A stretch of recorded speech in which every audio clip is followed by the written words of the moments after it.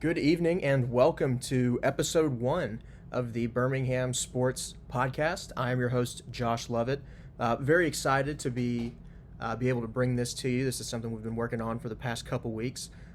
Just very thankful for the opportunity to do this with Birmingham Sports Network and get this thing rolling where it's just going to be a weekly sports recap and time to look ahead and reflect and just talk about what's going on in the sports world in the city of Birmingham. So we'll just jump right into it here, and we'll talk some college basketball first. And we'll start with the Sanford Bulldogs men's team. They're coming off of a 88-74 win over Western Carolina this past Sunday. Really, really good win for them. They needed it. They're trying to come out of a little bit of a lull, and I think they've been able to do that. Dylan Faulkner led the way with 23 points, 14 rebounds. Jaden Booth did what Jaden Booth does. That's hit threes and score the basketball. He had 18 to finish second in scoring for the Bulldogs. It's their 11th straight win over Western Carolina and the 5th straight season sweep. So this has been a team that they've had their number recently. And that's always a good thing if you can find a team in your conference that you know when they're coming on your schedule. You know what they're going to run. You're good against that. And you can mark it down as a win. And it's really big for them for standings purposes as well. They are 4-6 right now and sitting at 6th in the conference.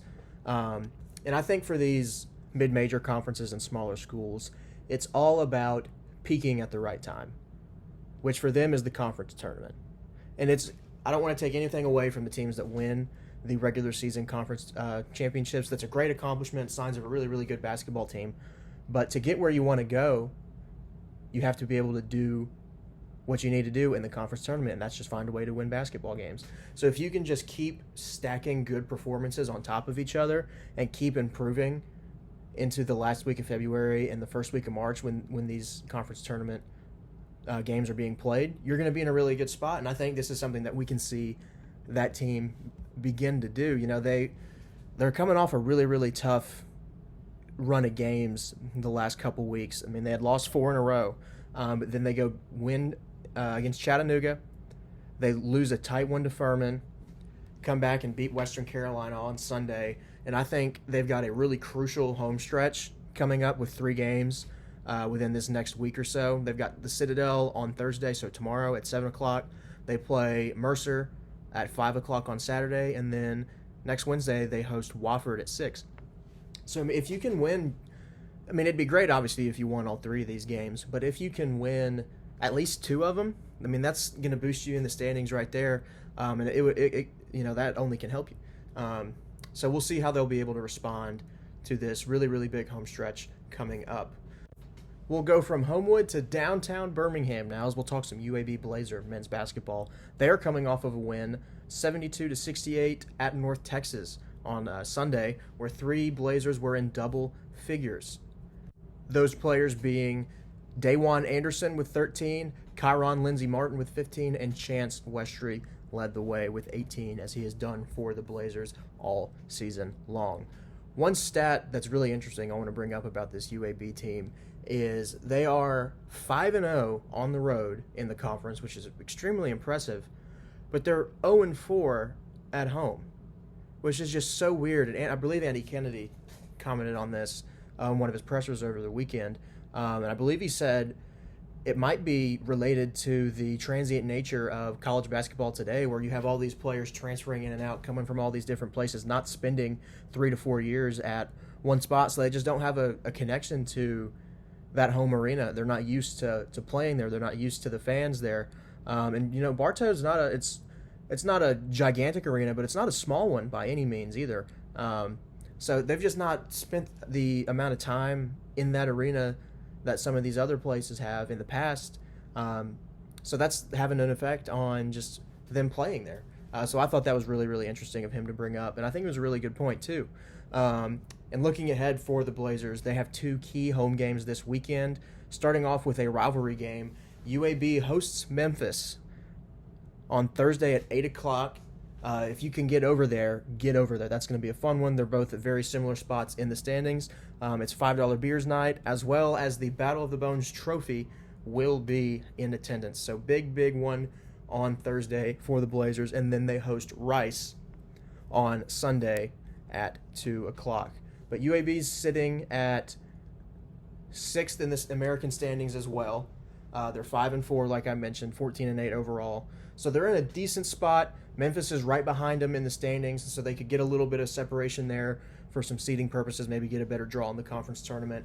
And then they've got some big games coming down the stretch as they play Memphis again. They play at Tulsa, who is leading the conference, as well as some of the other upper echelon teams of the American. We'll switch gears now and talk about the Birmingham Stallions, whose season is coming up. They play their first game on March 27th at the Louisville Kings. They open with 3 straight road games before their home opener is April 18th versus the Orlando Storm. Single game tickets are on sale now, so if you know you've got a free weekend where you can get out and see a Stallions game, definitely do so. It's high-level football, and it's at a time where there's no major football. So if you're going to be craving some football in the spring, it's a great opportunity to go watch some high-level games. But the Stallions are hosting their fan kickoff event at Protective Stadium from 1 o'clock to 4 o'clock this Saturday. Coach A.J. McCarron and some select players will be there to meet fans, which is a great opportunity. And among those new players is newly signed quarterback Michael Hires, who is returning to football after a short stint in the Canadian League. Hires is a local legend of sorts, really. He played his collegiate career at Samford, where he threw for over 6,500 yards and 54 touchdowns. He led the Dogs to their first playoff win in many, many years, their first home playoff game ever, and one of the most successful teams that they've had in program history in 2022 when they won the SoCon. And I can offer a little bit of a unique perspective on Hires because he was a teammate of mine for one season. I was there in his final season, and I've only got great things to say about him. He can make any throw that you ask him to. I mean, we ran an air raid. It's no secret. We threw the ball a lot. I mean, he can stretch the field vertically, horizontally. He's smart. He can make the right reads. He's not the most mobile kid in the world. Well, I shouldn't even say kid anymore, but he's not the most mobile guy in the world. But, I mean, if you need him to step up and run, he's willing. But he definitely fits the mold of a pure pocket passer for sure. But I'm very excited for him and what he's going to bring. We'll see where he falls on the depth chart, but I'm sure they've got camp coming up, and I hope to see him climb his way up the depth chart and get some playing time.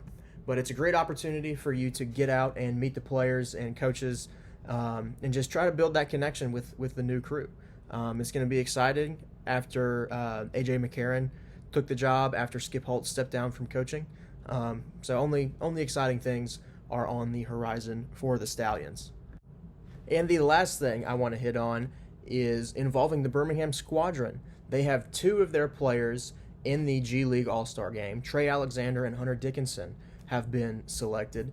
They're having outstanding seasons for the Squadron. Trey Alexander out of Creighton, he is averaging 22.7 points a game, so nearly 23, 5 rebounds, 7 assists. Great season for him. I hope that he's able to, continue this success and find his way in the league at some point. And Hunter Dickinson, we all know him, was a great player in college at Kansas, as well as some other schools, including Michigan.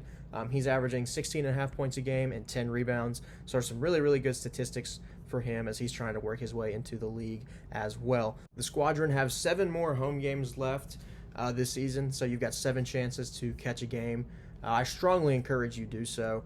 I think it's a great opportunity just to kind of escape and watch some high-level basketball. So if you can, definitely get out and support that squad. But that's all we've got for episode 1. A little bit of a slower news week, but we expect things to pick up once the Stallions season gets rolling. We've got some big things planned for this podcast, some fun things planned for this podcast. So I just want to thank you guys for listening to this first episode. And we will be back next week, and we have you covered on everything sports in Birmingham. So thank you guys for watching, and we'll see you next week.